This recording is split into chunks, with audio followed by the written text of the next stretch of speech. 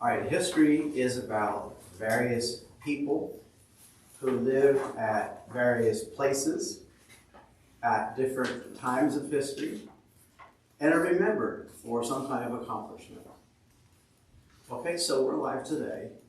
If I wanted to know if this man was real, I'd go touch him. If he's warm, then he's alive. But when we read about the past, we're not so sure. The past almost seems mythical.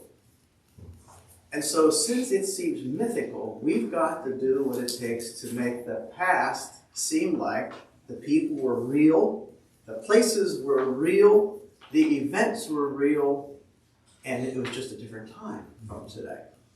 So the question is, how do you do that? That's what I would like to do, but I'm not going to tell you. I would like to show you. So I teach in a virtual school, and I teach from this particular book right here, a half credit course in church history. If you go to chapter 19, it's mostly bare text. There's a map, that's very helpful. But students in bare text like that don't fare too well, because it doesn't bring people to life unless they have good imaginations. And so I recently taught this particular chapter, and I'm going to do it the way I would teach. So it's chapter 19, and I want you to stop me along the way. You are not students like regular students. You're not learning this material. I think that the title of this particular chapter is Christianizing Europe from 450 to 1000. You're not students. So you are teachers, so I want you to stop me if you have any kind of questions or any kind of comments as we proceed. Okay, so with the time limit we have, I'm not sure if we're going to be able to get finished. So I want to tell you something before we start. So when you come to resources, we have all kinds of books around. I mean, we are so blessed with books, it almost makes you hurt. Okay, so if I would run out of time, I would read something from this book that would. How many of you know who Erasmus is? Okay. This man changed Europe, changed the course of history by using satire. He had Europe rocking with laughter about the problems that were in Europe. Can you? May I contribute? Sure. The child Okay, so that's sure. is a teacher in training. There you go. So as we know from the general study of history, Europe had all kinds of problems from the Pope down to the bottom. Okay, so how do you deal with that? Well, Martin Luther was like a bulldog. He just attacked frontally. But Erasmus didn't do that. He wrote things that made people laugh. And the people were laughing. They were laughing at themselves and each other until they realized how serious this was and they stopped laughing. But it made a difference in Europe. It is absolutely fascinating. If I didn't have time, I would read to you something in here. Okay, so that's one. The chapter I'm going to be talking to you about has a particular book, Let Me Die in Ireland. So you might have read this book. So if I was teaching this chapter, and when I did, I actually referred to this book, because this book is an effort to make the, quote, mythical Patrick come alive as a real person. And once you read this book, you are convinced he is a real person. Okay. The other thing that I'm not going to get to is videos. We live in a day that I don't care what subject you face, there are little profitable videos. Like, if I would have time, I would show you one on Charlemagne, a 7-minute video on Charlemagne. But probably won't have time. Okay, so what we're going to do here. What will you have time for? Right. What will you have time for? This is what I have time to do. So this is chapters 19 to 21. On this, the way I do this book, I do 3 chapters and we take a test. 3 more chapters and take a test. So these are the pictures that I'm trying to bring history to life with on 3 chapters. But I'm only going to do the first one there, Christianizing Europe. And there's 2 more on there, but I won't go there. Okay, so this man, St. Columba, is an Irish Christian who rose out of the work of Patrick. Patrick grew up in what we call Britain. He was a Roman transplant, or his parents were Roman transplants, but that's where he grew up, in Britain. And then when Rome had to pull out of Britain, his parents were some of the last to leave, but he got taken captive as a slave. And he got taken from Britain over to Ireland, where the Celts. And it's quite a story as to how he survived. Okay, so out of his influence, we have this man, St. Columba. And again, he's stoned there, but he is a real person. And this man, Columba, is known in history. And by the way, I would show these pictures before I knew the text, so that they have some kind of context here. When they read the text, that they realize this is what that text is referring to.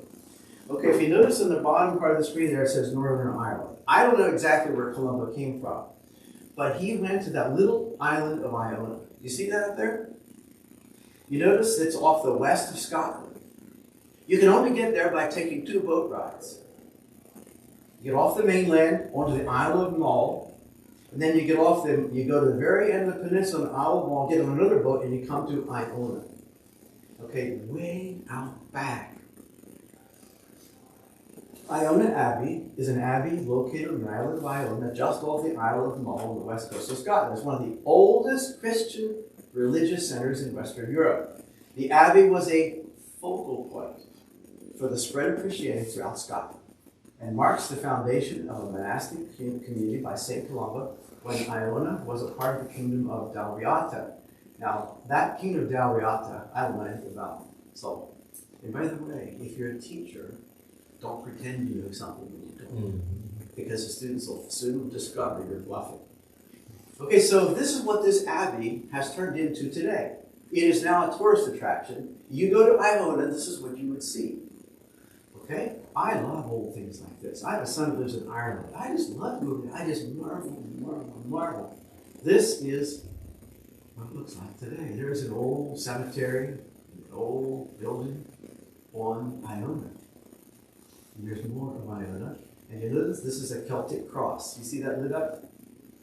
Christian crosses look one way, but a Celtic cross looks like that. Doesn't that even look romantic? Mm-hmm. And when you go to Ireland, you see all kinds of ruins like this. How old are those things? Well, if this was built around St. Columba's time, that stuff might be 1,500 years old. It's no wonder it doesn't have any roof anymore. And if you go to Ireland or into Europe, you get a chance to visit castles. You read about castles, but if you go there, you get to visit them. And you know that when castles are built, they are usually built with an upper story reached by spiral stairways. And the spiral stairways always are clockwise. There's a reason why they're always clockwise.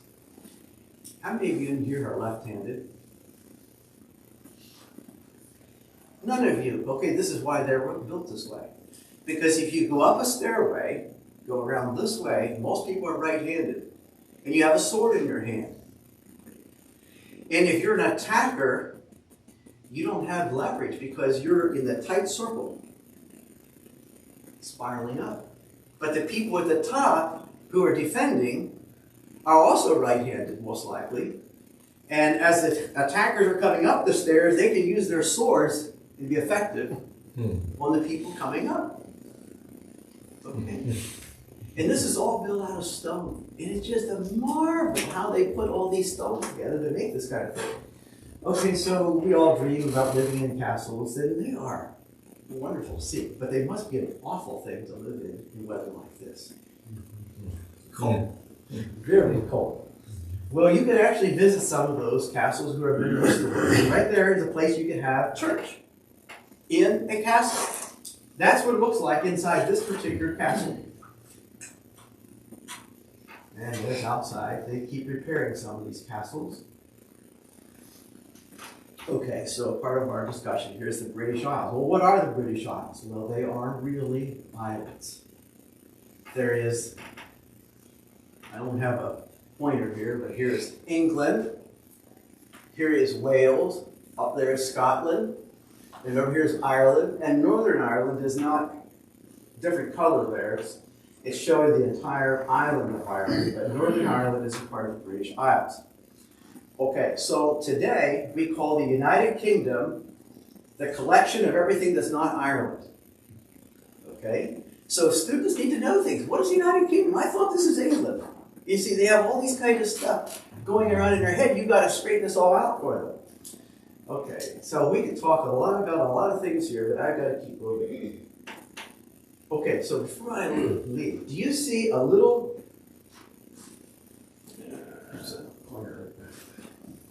Thank you, thank you. Thank you so much. Do you see this little place right here? Does anybody know what that is?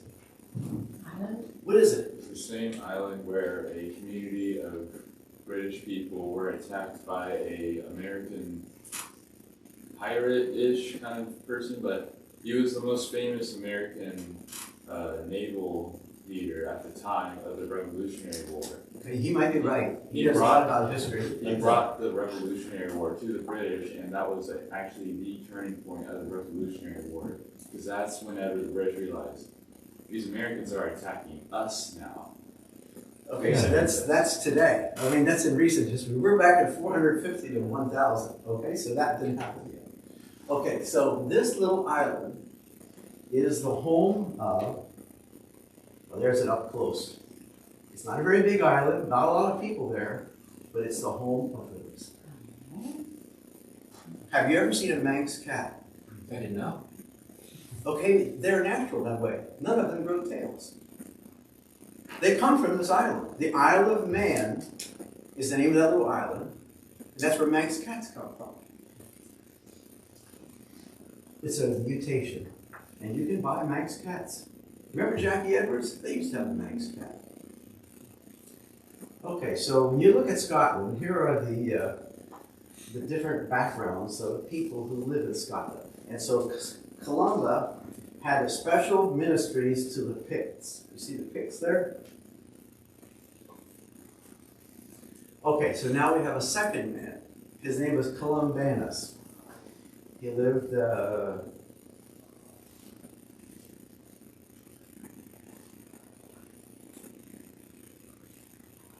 I don't know, 540 to 615, I guess. He was an Irish missionary, noted for founding a number of monasteries after 590 in the Frankish and Lombard kingdoms. Okay, so what are we talking about? So we got to go to a place like this. So Columba went from Ireland over here to a little Iona. Okay, now we have a different man, Columbanus. Believe it or not, is now reversed. He's coming over here to minister in the continent.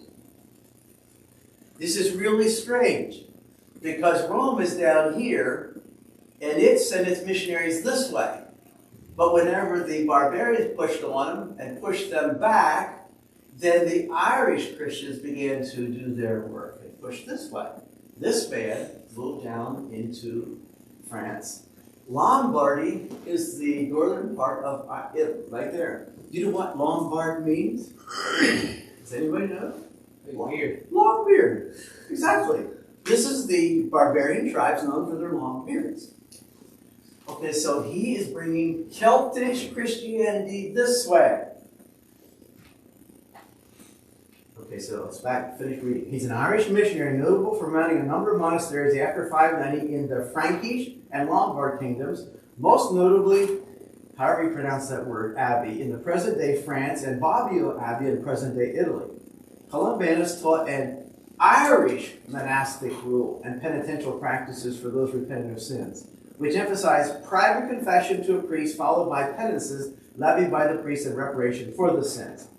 Columbanus is one of the earliest identifiable Latin writers, whatever that means. Okay, there's his picture of him. This is a real man. He's not the same as Columba. This is Columbanus.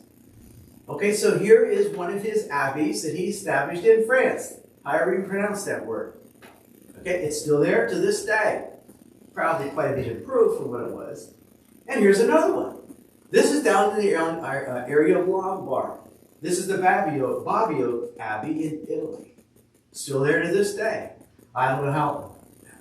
It took an awful lot of work over a long, hundreds of years to get to that. Here's another picture of the same thing.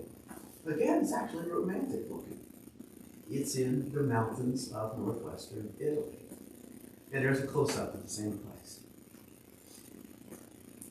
Okay, so it's not in this lesson, but in a previous lesson, I showed videos of these priests in monasteries, like the Cistercians and the Carthusian monks, and you listen to them sing. It's an experience in itself. Okay, so you can all do that yourself if you want to. Okay. So, we're changing subjects now, we're moving to the chapter. Down here in Rome, the Pope, Gregory the Great, one day saw some slave boys. And they were different because they had blonde hair. He said, "Who are they?" And they said, "They're angels." He says, "No, they're angels." And so he sent Augustine, not the Augustine that you usually think about, but another Augustine north to send out missionaries to these people. Okay, so this oak tree, Augustine sent this man by the name of Boniface over to these barbarians. They were Goths who worshipped a certain oak, Thor's oak. This is the god Thor. The same day that we have Thursday, Thursday is Thor's Day. We get that, we still use that pagan terminology today. Okay, so he sent him over there. How do you minister to pagans? How do you help them convert? Well, you know what he did? Pretty brave man. They had this sacred oak, Donar's oak.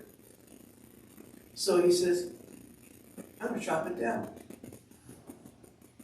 So he got busy, started chopping on it, and everybody else, the pagans are standing back. This is part of the god of war is the god of thunder and lightning. They just expect some kind of lightning to strike this man dead. But he kept chopping and chopping and chopping, and the tree fell down, and he wasn't struck by lightning. Pay attention to something like that. Okay, let me read the rest of it. It was a sacred tree to the Germanic pagans located in an unclear location around what's now Hesse, Germany. Up to the 8th century, blah, blah, blah, blah, blah. The Anglo-Saxon missionary St. Boniface and his retinue cut down the tree earlier in the same century. Wood from the oak was then reportedly used to build a church at the site dedicated to St. Peter. That's probably legend, by the way. Mythical. Sacred trees and sacred groves were widely venerated by the Germanic peoples. Do you know who's sitting here? Right here? We're Germanic peoples. This is our story. We used to do things like this. Our grandparents did. And there he is. And you notice the church is on the left and the pagans are on the right. Look at that one man. Looks like the priest has a knife in his hand, doesn't it? Think he's going to use that on that lamb or that goat, or do you think it might be for Boniface? Well, the end of the story is Boniface survives. And this is where some of this early conversion, I would love to know when my people got first converted. I don't know if it's a part of this story or not. There's Augustine, who I talked to you about before, sent off by St. Gregory. And there's Gregory, St. Gregory the Great. Proof of love is in the works. Where love exists, it works great things. But when it ceases to act, it ceases to exist. All right? We could say a lot about Gregory, but we're not doing it right now.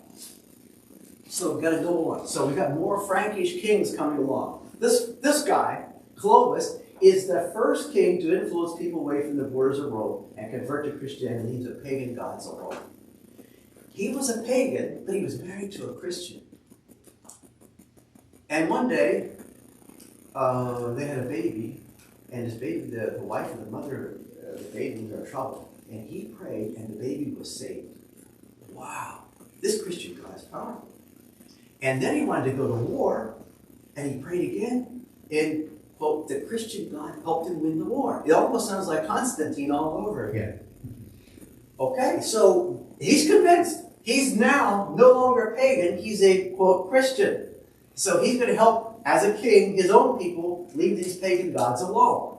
So he became a leader of the Frankish kingdom in 481 in blah, blah, blah. Okay. There's another picture of it. Who knows if that's what he looks like? I mean, that's just an artist's picture of it. He was the first of the Frankish kings, He conquered the former Roman province of Gaul, and this united the Germanic tribe into one civilization. He ruled the Franks according to traditional customs, but also tried to preserve some Roman traditions. He was polytheistic, worshipped pagan gods. His wife, this is the lady I was talking about, she was Catholic and encouraged him to convert to Christianity. After significant victory in battle, he converted, making Catholicism the official religion of the Franks. Okay, blah, blah, blah. Okay, now we come to Charles Martel. And if I have a map here, he is the one who stopped the Muslims from coming north. The Muslims were in Spain.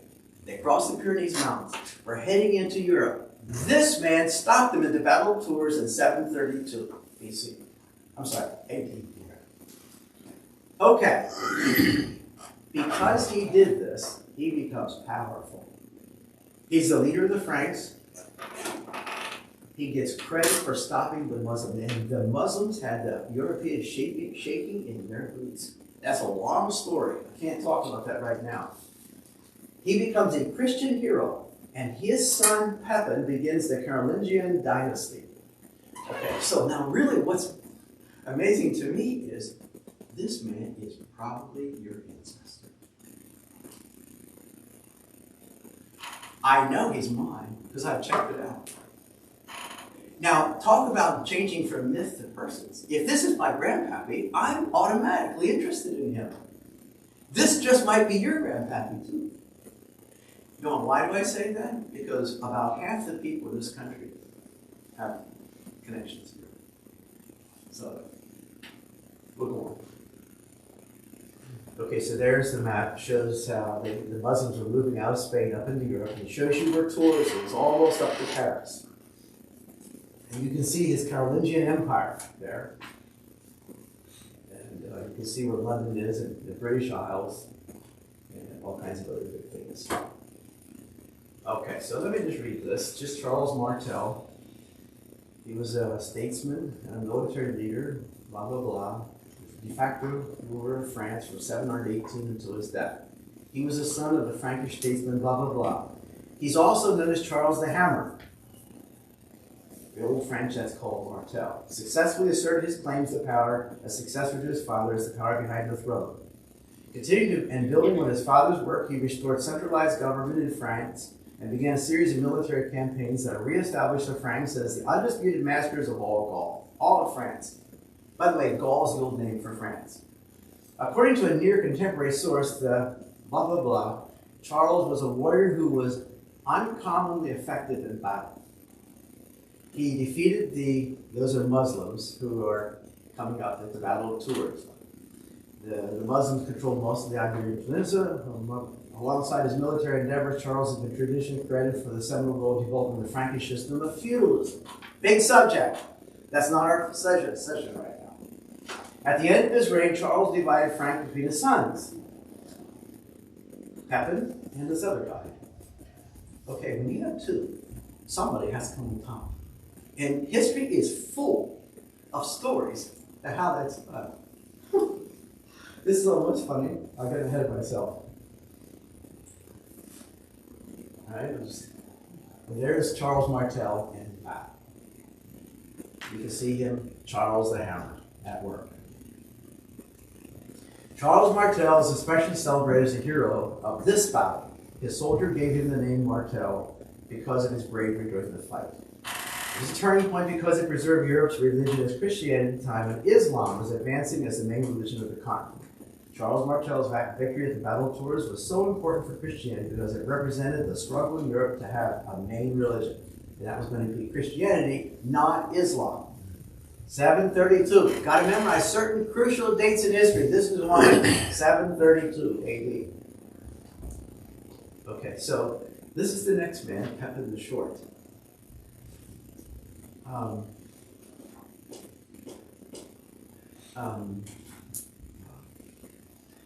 He was born in 714 in today's Belgium, and he is the father of what we call the Carolingian dynasty. That territory was then part of the kingdom of Austrasia.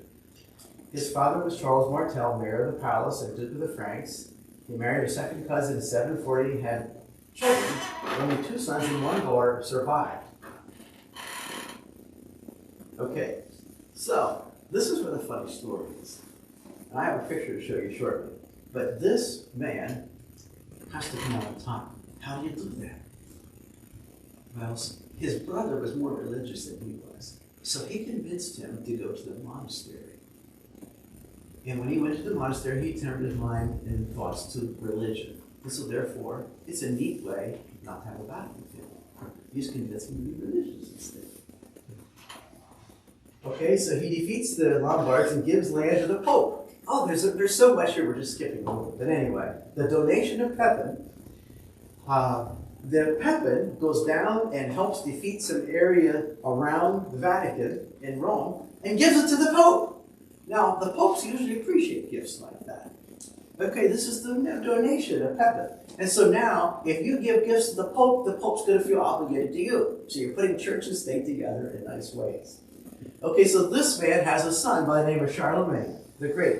Highly intelligent, fierce warrior, supports learning and converting people to Christianity. And by the way, this guy believed in converting heathen, the pagans, at sword point. We talk about Muslims converting people by sword point. This guy did too. Okay? It's not a very nice picture. But on the year 800, Christmas Day 800, he was crowned the Holy Roman Emperor. Okay, this is really, really significant. Okay, so this is where you can go online. Every one of these things I found online. You just have to find them and use them. Okay, so you see Pepin the Short in the middle there? Right here? Okay, here's one of his sons. This is the one we're going to move to right now. But you see he has other children too. Okay, so this is the guy that Pepin, his brother, put him out. It says, when you most likely forced your brother to abdicate and join a monastery so you could gain his lands, but history still remembers he was a good guy.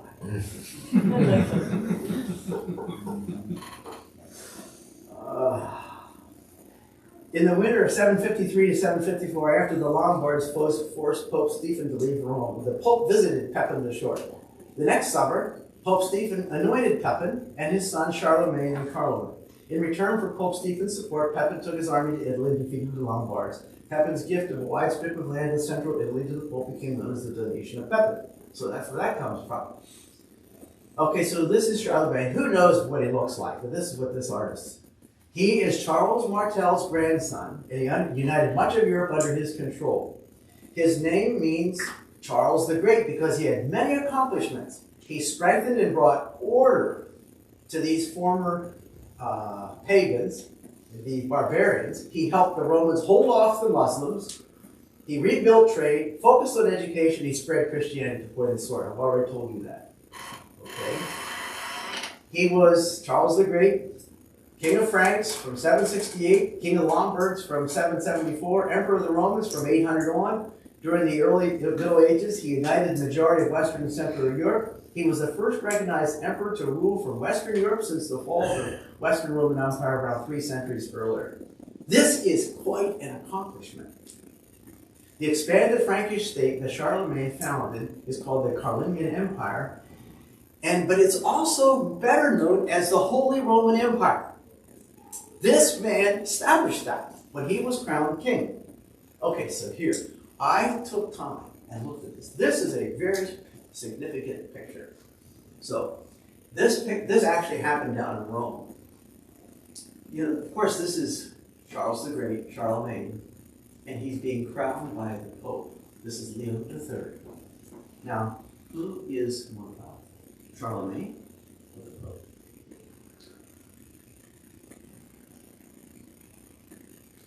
You tell me.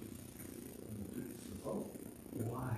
Why do you say that, Bob? Because he's standing, otherwise kneeling. Look at this. See? And The king is kneeling, and he is bestowing the crown.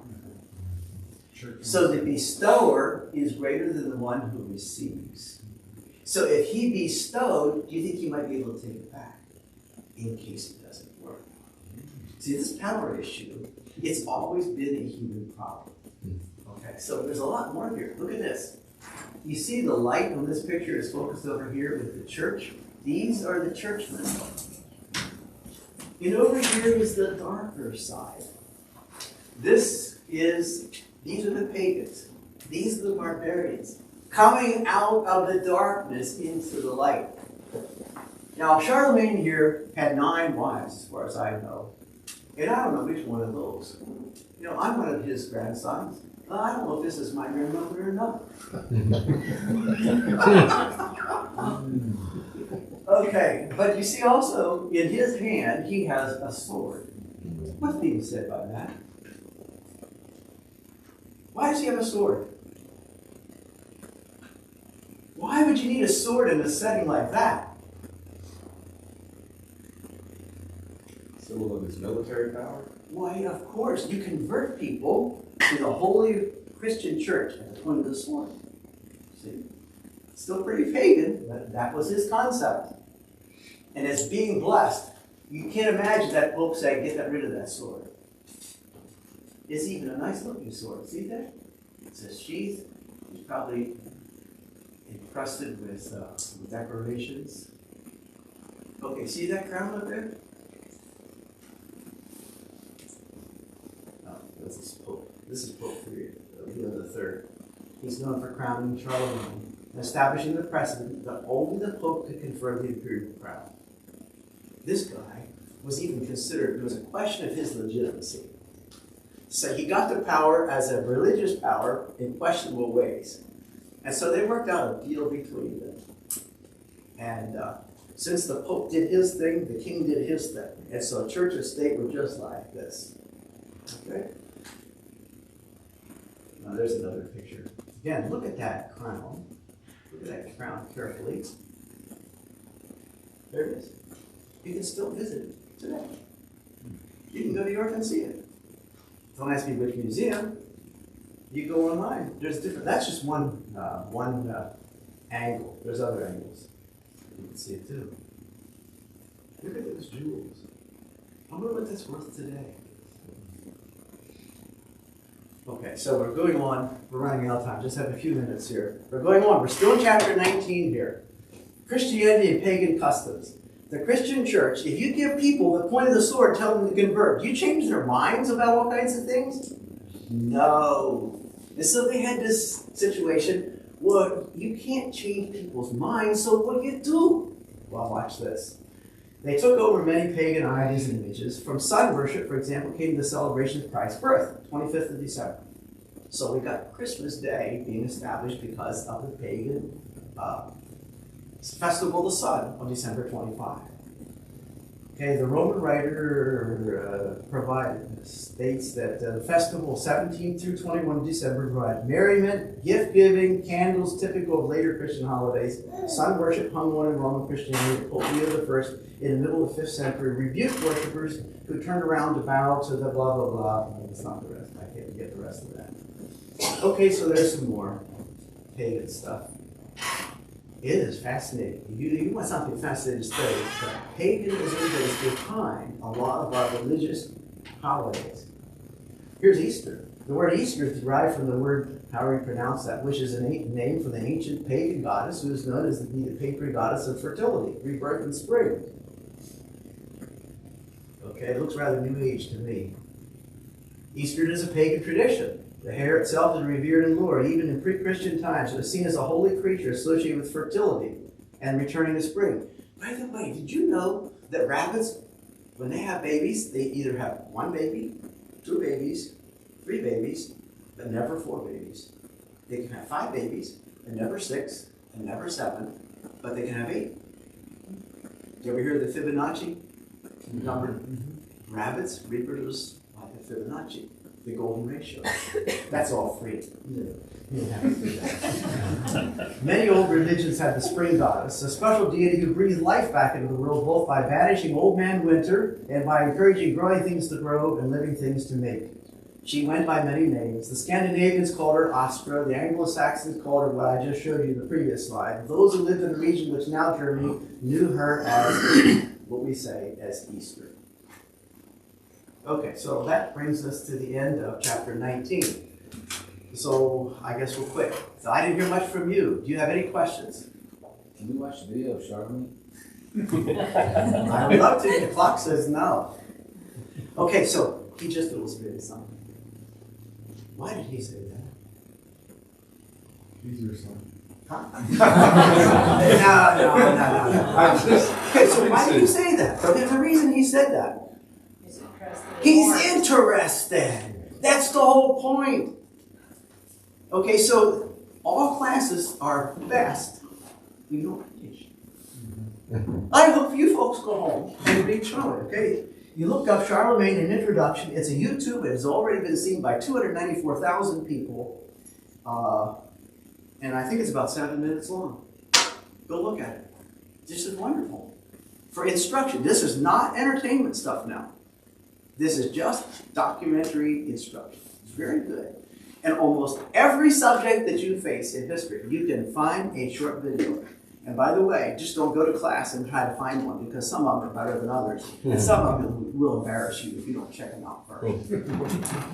Okay, thank you very much for your attention.